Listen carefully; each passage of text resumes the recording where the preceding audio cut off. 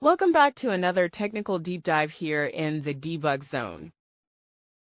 Today we're tackling a big question and breaking it down with insights from other users. Hopefully this clears up some misconceptions and helps you get the answer you need. So buckle up, stay a little curious, and let's jump right in.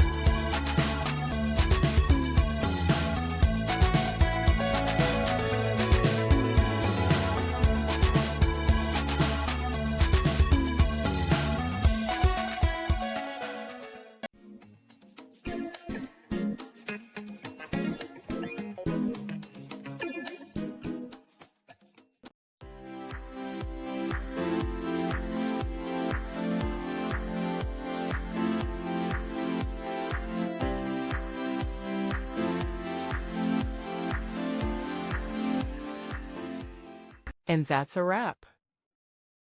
I hope you found the answer you were looking for. If you did, take a second to hit that subscribe button. It really helps out.